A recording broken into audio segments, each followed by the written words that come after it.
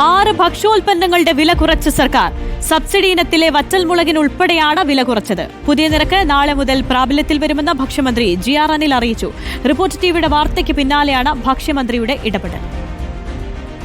വറ്റൽമുളക് ഉൾപ്പെടെ 6 സബ്സിഡി ഉൽപ്പന്നങ്ങൾക്കാണ് ഭക്ഷ്യവകുപ്പ് വില കുറച്ചത്. വില കുറയ്ക്കാൻ ഭക്ഷ്യവകുപ്പിന് കത്ത് നൽകിയത് ശ്രദ്ധയിൽപ്പെട്ടിരുന്നുവെന്നും സബ്സിഡി നൽകാത്തതിൽ വീഴ്ച സംഭവിച്ചിട്ടില്ലെന്നുമാണ് മന്ത്രി പറഞ്ഞത്. സപ്ലൈകോയ്ക്ക് സ്വകാര്യ കച്ചവടക്കാരെ പോലെ വില മാറ്റം ഉണ്ടാക്കാൻ കഴിയില്ല. അതിൻ്റെ നടപടിക്രമങ്ങളുണ്ട്. ആ നടപടിക്രമങ്ങൾ പാലിച്ചുകൊണ്ട് മാത്രമേ നമുക്ക് വില ക്രമീകരിക്കാൻ കഴിയൂ. അല്ല, വയലെല്ലാം ശ്രദ്ധയിൽപ്പെട്ടിട്ടുണ്ട്. പരിശോധിച്ചിട്ട് തന്നെയാണ് ഞങ്ങൾ ആ തീരുമാനത്തിലേക്ക് എത്തിയത്. അതാണല്ലോ 10 രൂപയുടെ ഡിഫറൻസ് ഉണ്ടായത്. വിപണി വിലയ്ക്ക് അനുസരിച്ച് മുളക് വില പരിഷ്കരിക്കണമെന്ന് സപ്ലൈകോ നേരത്തെ കത്ത് നൽകിയിരുന്നു. എന്നാൽ കഴിഞ്ഞ 1 മാസമായി ഫയൽ ഭക്ഷ്യവകുപ്പിന്റെ ടേബിളിൽ നിന്നും അനങ്ങിയില്ല. ഈ വിവരമാണ് റിപ്പോർട്ടർ TV പുറത്തുവിട്ടത്. എന്നാൽ സ്വകാര്യ കച്ചവടക്കാരെ പോലെ സപ്ലൈകോയ്ക്ക് ഉൽപ്പന്നങ്ങളുടെ വില കുറയ്ക്കാൻ കഴിയില്ലെന്നാണ് മന്ത്രിയുടെ ഭാഷ്യം.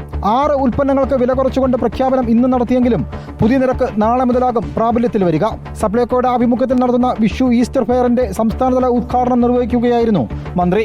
റിപ്പോർട്ടർ, തിരുവനന്തപുരം.